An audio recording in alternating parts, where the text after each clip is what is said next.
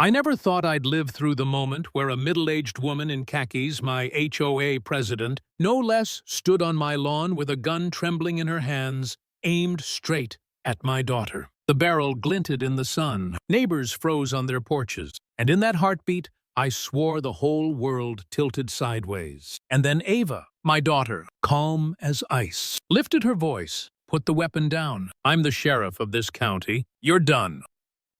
Act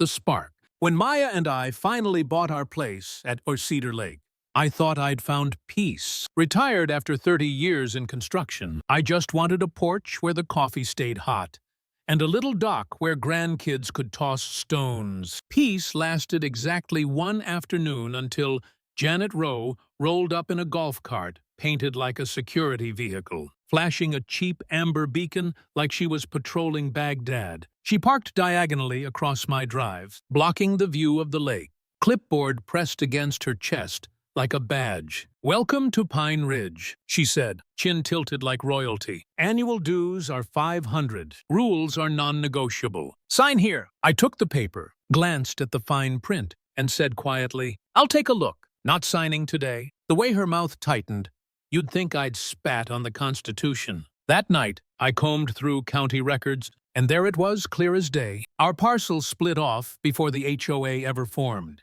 We weren't members. We didn't owe a dime. So I drafted a polite letter. Thanks, but no thanks.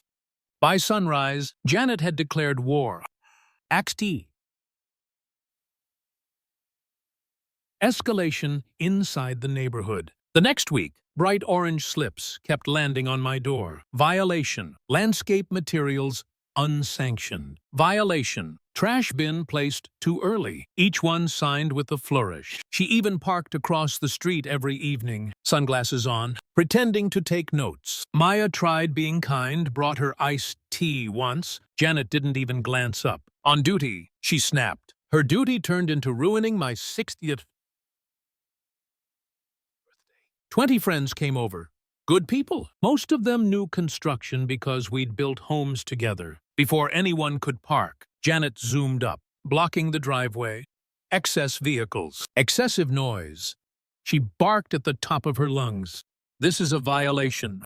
One of my buddies leaned out his truck. "Lady, it's a county road. You don't own it." Janet glared like he'd insulted her ancestors. Then she spun the cart around and sat there, arms crossed. For the rest of the party, our own personal surveillance tower, I didn't yell back. I didn't throw a punch. I just started a folder. Every slip, every photo, every ordinance. Engineers like me, we play the long game. Act 2, the breaking point. But then she upped the ante. A complaint landed at the county planning office, anonymous of course, accusing me of constructing an illegal dock. That dock had been standing since Vietnam. Still, I had to burn hours pulling old permits, maps, photos, even a yellowed receipt from a lumberyard that doesn't exist anymore. 10 pages of rebuttal just to prove I wasn't a criminal. The county tossed it out, but by then, the damage was done. Nights blurred into paperwork, stress pills, and staring at security cameras I swore I'd never need. One evening, I stood on my porch, saw the red recording light glowing, and whispered to myself, maybe we should just sell. Is it worth this fight? I came here to rest, not to battle a woman with a clipboard and a god complex. That was the moment I felt beaten. My pride was thin, my patience gone, and the idea of just walking away, it sounded easier than bleeding out day after day. And then Ava walked in. Act 2. The sheriff twist. My daughter, fresh out of academy, now wearing the star of Tot County Sheriff. She looked at Janet's letters spread across the table and frowned. "Dad, you realize impersonating law enforcement is a felony." She tapped a photo of Janet's golf cart, beacon flashing. "And have you checked the HOA's corporate status?" I blinked. "What do you mean?" She smirked, the same smirk she had when she beat me at chess at 12. "Their legal charter expired 18 months ago. They don't exist on paper. She's collecting dues for a ghost organization." That flipped the switch. All at once, exhaustion turned into fuel. With Ava's help, I dug deeper. A former committee member, Gus, cornered me at the post office and muttered, "She makes up rules. We haven't had quorum in years." Snow contract got canceled. Nobody showed. During February blizzard. Footbridge still rotting. Money's gone. Ethan, just gone. The pictures snapped together. Janet wasn't just a bully. She was stealing under the mask of authority. So we baited the hook. Act 2. Setting the trap. I drafted a certified letter calm, factual, armed with statutes. HOA charter expired. Dues invalid. List of services unpaid.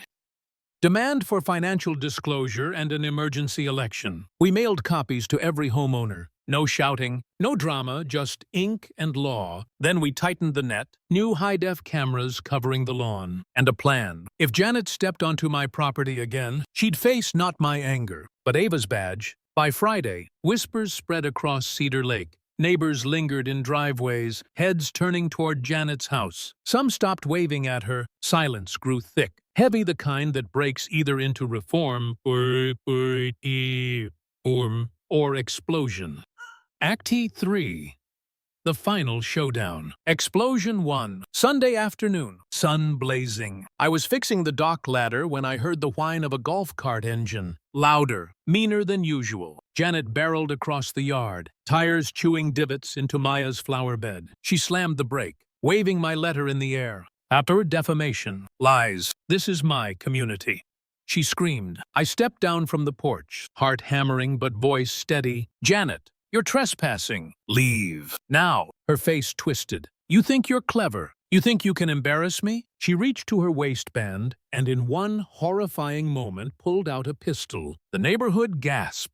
Kids froze on bikes. My blood turned to ice. Then Ava emerged from the lake path, towel slung over her shoulder, still damp from a swim. She raised her voice, clear and commanding. I am Sheriff Ava Cole. You are aiming a firearm at civilians. Drop it! Immediately, Janet barked a laugh. The sound of someone who's been drunk on power too long. Sheriff, please. You're a child in a swimsuit. I enforce the rules here. Ava's eyes never wavered. Janet Rowe, you have 30 seconds to lower the weapon, or you will be detained for assault with a deadly weapon, impersonating an officer, and trespassing. This is your last warning. The world held its breath. Act 3. Justice arrives. Then came the sirens. 2 county cruisers rolling fast up the gravel road, red and blue lights scattering across the lakefront homes. Janet's eyes darted, sweat beading. She tightened her grip, then faltered when she saw the cameras mounted on my porch, red lights blinking, catching everything. Ava repeated, calm as stone. Put it down. The pistol slipped, clattered onto the concrete. Within seconds, deputies swarmed, hands on shoulders, guns secured, cuffs clicking tight. Janet stammered, but I'm the president. This is my authority. The deputy read her rights, unmoved. Ava dictated charges like she was reading a grocery list. Aggravated assault, impersonating law enforcement, harassment, criminal trespass. Rick, her loyal sidekick, stood pale by the golf cart, clipboard dangling like a dead weight. He didn't say a word. The cruiser door slammed shut with a final metallic thud. And just like that, the Queen of Pine Ridge was dethroned by her own delusion. Epilogue. Aftermath and reflection. I stood in the silence that followed, neighbors still staring from their porches. The flower bed was ruined, tire marks carved across my lawn, the dock ladder half finished, but none of that mattered. What mattered was the weight that lifted from my chest, the invisible chokehold finally gone. I looked at Ava, my daughter, towel still damp, badge glinting under the sun. She gave me a small nod. Not celebration, not triumph, just acknowledgement. Justice served. And that was enough, because in the end, bullies thrive on fear until the day someone shines a brighter badge than their bluff. Closing line for Channel 3. And that's the day I learned you can't fight fire with fire, but you can burn through lies with truth and law. This is Karen Drama Stories, reminding you, sometimes the loudest voice isn't power, it's panic.